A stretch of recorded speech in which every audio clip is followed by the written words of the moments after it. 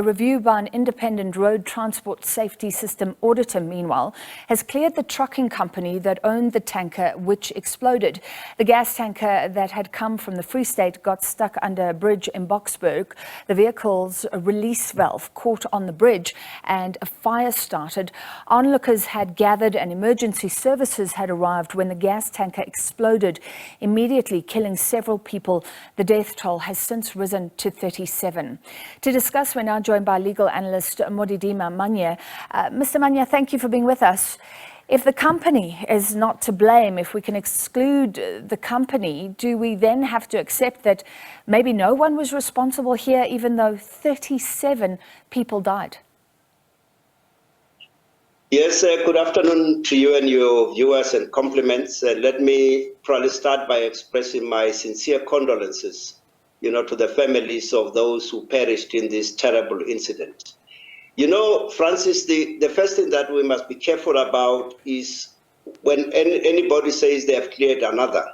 The independent auditor's opinion, I'm not questioning, I haven't seen his report, but I don't think it's a conclusive finding of what happened. We don't know yet what criteria, what indicators he used. Let me indicate to you that these type of activities are regulated by, I think, about 10 pieces of legislation. Key amongst them would be the Hazardous Substances Act and the National Road Traffic Act, and there are other pieces of legislation. But beyond that, you would also have the normal common law principles that apply, whether there was negligence, whether somebody can be held responsible and liable for any damage or death that occurred as a result. I think it's a bit early days. I know that this is premised on the fact that the charges against the driver have been withdrawn and that there's an independent auditor. But I still think there's going to be a proper investigation in terms of the relevant legislation, and there should be an independent investigation conducted by the regulatory body, which is the Department of Transport. All right, so we may see more here. What these auditors found was that safety was followed and well entrenched in this company.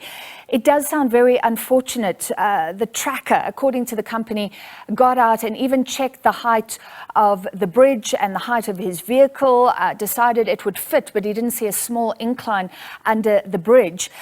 Does then that raise issues about what he did next? The Infinite Fleet company says that he alerted superiors and emergency services and tried to clear the crowd.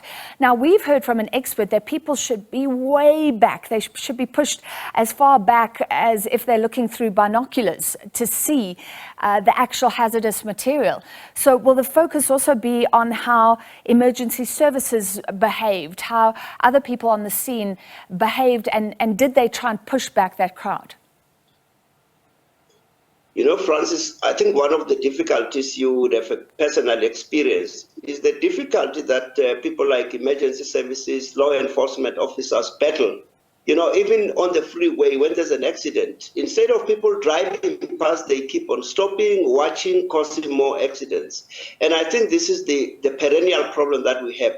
I expect emergency services to be on the scene of crime, of an incident, to attend to that instead of pushing people back. And as you know, South Africans have become very rebellious, non-compliant. You tell them, please move back, they don't move back. And I think this is one of the factors that will determine who is liable for what, because in a number of instances, and I've heard in the news that the driver himself tried to warn people that he was carrying something hazardous that could cause damage, and people defied and they wanted to get closer to the scene. And I think those people would probably be the author of their own demise. But there are those who probably died because somebody didn't do one thing or the other.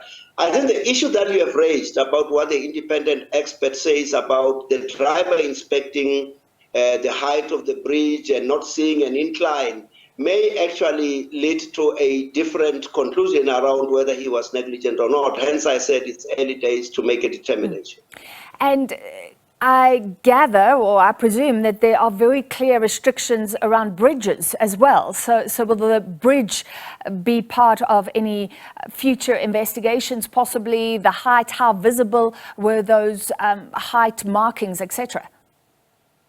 Yes, those factors will be taken into account. But remember, the actual test here would be what would have a reasonable person in those circumstances have taken. I don't think that somebody can convince me that if he had a clearance of 3 centimeters, it was clear. I think you needed a more reasonable height to pass through a bridge. I think the fact that the driver had to stop, it was clear that this bridge might not be the normal height that would fit his truck. So I think that those issues must be taken into account. Obviously, the issue of visibility, the issue of the road surface, and all these kind of things, the design of the vehicle, a lot of these things are prescribed in terms of the regulations made under the Hazardous Substances Act for their transportation. So there should be, as I say, a full regulatory investigation. The Act is very clear about what the requirements are, but beyond just meeting the requirements of having a licensed driver, the certificates, compliance with safety standard, the test for determining negligence is something else.